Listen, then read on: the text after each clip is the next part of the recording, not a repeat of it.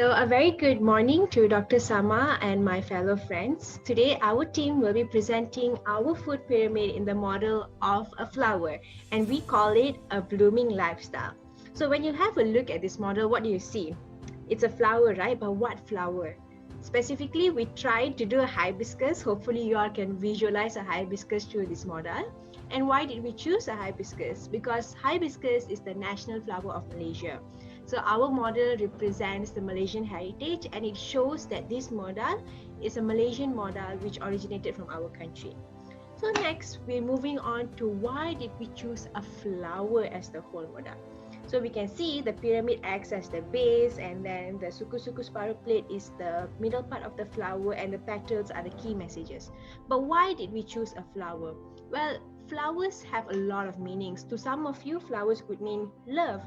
You receive flowers during Valentine, during special occasions. And if you try to Google what a flower means, it could mean a cycle of creation. It could mean happy life. It could have a lot of meaning for a lot of people. But to us, what does the flower represent is us, human beings. Let me break this down to you in few simpler words. If you give a flower enough sunlight, oxygen, and water, it blooms into a beautiful flower. But if it lacks all these key elements or any of these key elements, it does not bloom into a beautiful flower. Instead, it wilts. And that is the same concept that applies to humans, us. If we give our bodies enough water, enough food, proper nutrition, and sleep, we would be a healthy person and can live a happy lifestyle. But if one of these key elements, either food, exercise, or sleep, is missing, we could fall prey to diseases and illness. So how a flower, the blooming of a flower depends on what it gets. Our bodies, our lifestyle also depends on what we give it. So that is why we chose a flower as our model, because the flower represents us. So a very good morning everyone once again, and our team members are me, myself, Aissvarya, Nalini, Hagilan, Linesh, Muhammad Fikri, Shazlan, and also Abdull Assyaqireen. So now my teammates will further explain each part of the flower and what it represents. So I will pass it on to the next speaker, Linesh. Okay, I'll be presenting on a food pyramid. So basically, a food pyramid is a simple guide for individuals to vary their food intake according to the daily food serving recommended. So as we can see here, our food pyramid consists of 4 levels. So from the bottom to the top of the food pyramid, the size of each food group becomes smaller, indicating that an individual should eat more of the foods at the base of the pyramid and less of the foods at the top of the pyramid. So first I will explain from the base part. So at this level, it's indicating that our diet must contain most of the fruits and vegetables. This is because they are good source of fiber that aid in our digestive system. They are also good source of vitamins and minerals, and also phytochemicals which help to strengthen our immunity. When our immunity is boosted, we can prevent ourselves from chronic diseases such as diabetes, cardiovascular disease, and certain cancers as well.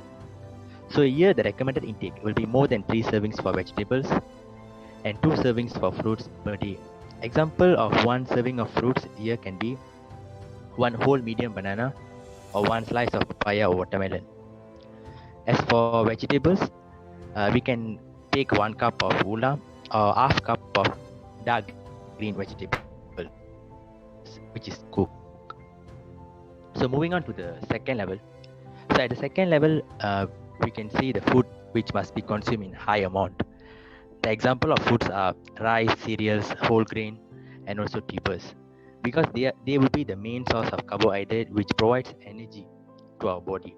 They are also great source of vitamins and minerals, and also dietary fiber. Dietary fiber is important in providing beneficial effects such as regular bowel movement, good gut health, and lower our cholesterol and blood glucose level as well. So here the recommended intake will be 3 to 5 servings per day. So example of 1 serving of grains that we can take is 2 slices of bread or 6 pieces of biscuit like cream crackers. So moving on to the third level. So at the third level, we will emphasize on foods that must be consumed in a moderate amount, such as fish, poultry, meat, legumes, and milk products. These foods are important in providing protein, which is the body's building block. They are also rich in vitamins and minerals such as vitamin B, iron, folate, and zinc. Legumes are generally good source of protein, and it's also low in fat and contain no cholesterol as well. So we should include fish more frequently in our meal if possible every day. Whereas meat and poultry should be low in fat and cholesterol. For example, we should remove the chicken skin before cooking or choose lean meat. On the other hand, milk products can provide calcium and vitamin D to the body. So the recommended intake will be 1 serving of fish, 1 to 2 serving of poultry or egg, 1 serving of legumes, 2 serving of milk products per day. So moving on to the last part, which is the level 4. At this part, the pyramid shows that these foods must be consumed in small quantity. We should limit the intake of foods high in fats, oil, sugar, and salt, and minimize the use of fats, oil, sugar, and salt in food preparation as well. This because excessive intake of fats, oil, sugar, salt can contribute to high risk of chronic diseases such as obesity, diabetes, hypertension, cardiovascular disease, and also cancer. So that's all. I'll pass to next presenter. Thank you, Linesh. Buenos noches to my fellow people. First, I thank you for giving me the opportunity to explain about the pistil part of the flower, which is sucus paro. Since all of us are future nutritionists, we must know the sucus paro by heart by now. But let me revive your memory. What does that mean? What does this sucus paro means? The sucus paro actually represents the food compartments on our plate that we should have and follow in our daily lifestyle. But first of all, what is sukus paru? Sukus paru is a concept created based on Pinggan Seha Malaysia, which was introduced to spread awareness among the public to on how to eat a balanced, healthy diet on a daily basis. The first suku or the first quarter of the plate consists of the carbohydrate quadrant. This quadrant composed of carbohydrate intake, which commonly among Malaysians is rice. And this quadrant also consists of other foods that contains carbs such as noodles, mee, and more, and also like buns and stuff. And this quadrant is the main quadrant that gives us the main energy for our body. While the second quadrant is the protein quadrant. This is where our chickens, fishes, nuts, and other food product contains protein comes from. This quadrant also provides our energy for our daily energy consuming activities such as walking, running, fast walking, and also more vigorous activities such as exercises. Lastly is the half portion. The half or the separo consists of vegetable and fruits, and this is where we get our fiber, vitamins, minerals from. The sukus paro is the best concept to be followed if you want a healthy lifestyle. People who are overweight and obese must follow this eating concept so that it could help them to reduce weight. In a nutshell, implementing sukus paro in our daily lifestyle proved for the people, for the public to have a better lifestyle to follow every day. And now I pass the floor to the Nalini to explain about the key messages. Thank you, Hagilan. So, um, as for the 14 key messages, we have used the petals of the flower to illustrate the 14 key messages.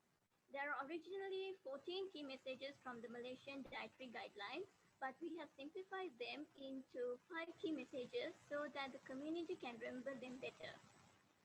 So, let's move on to the first key message. Okay, so the first key message is maintaining body weight within the healthy range by being physically active every day. In this key message, it is important to remember the more physical activity one does, the higher the number of calories the body uses for energy or burnout.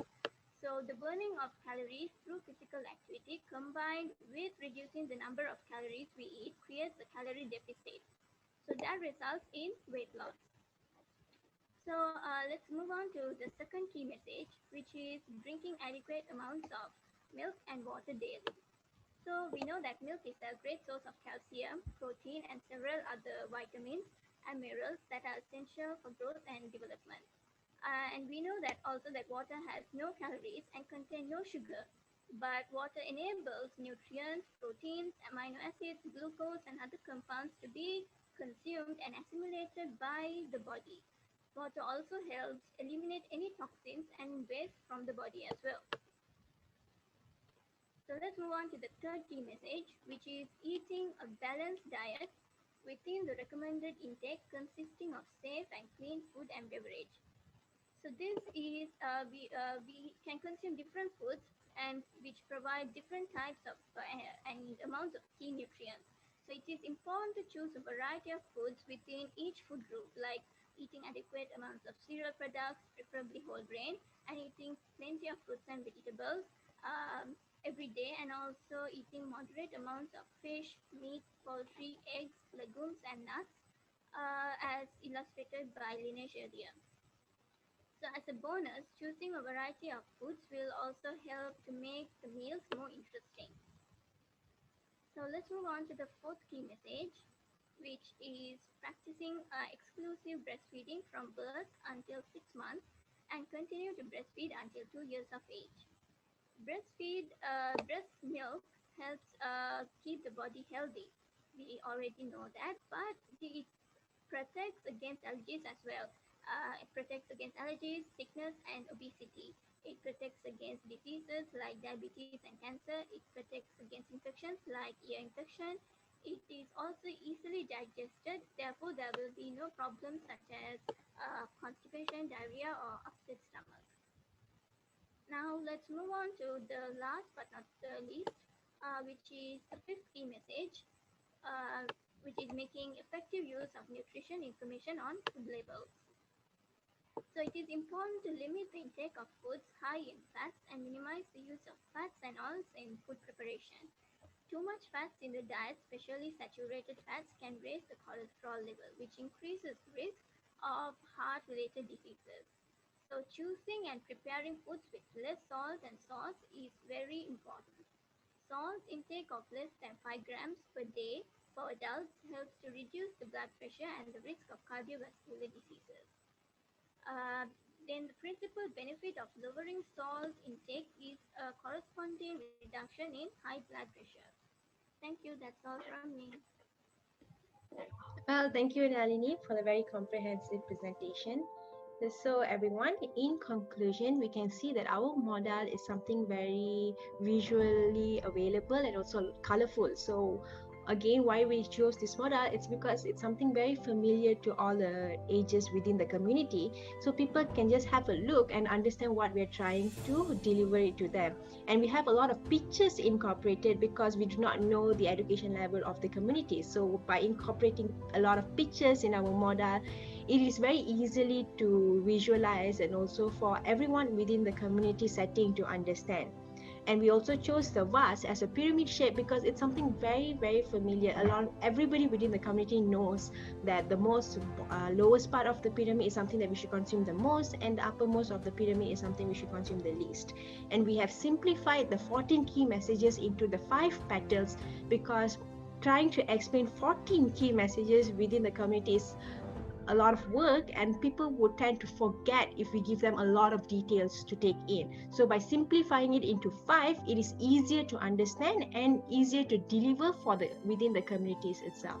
So again, in a nutshell, why we chose a flower is because the flower's blooming depends on the amount of oxygen, sunlight, and also water it gets. And similarly, our body's health and our lifestyle depends on the water intake, the proper nutrition, and also sleep we get. So as the flowers blooming depends on all these key elements, our body's health also depends on the key elements and things that we give in our body. So that is all from us. I hope you all enjoyed our model, A Blooming Lifestyle. Next, the further Q&A session will be conducted by our fellow members Assyaqireen and also Mama Fikri Shazlan. So hope you all enjoy this, and that is all from us. Thank you.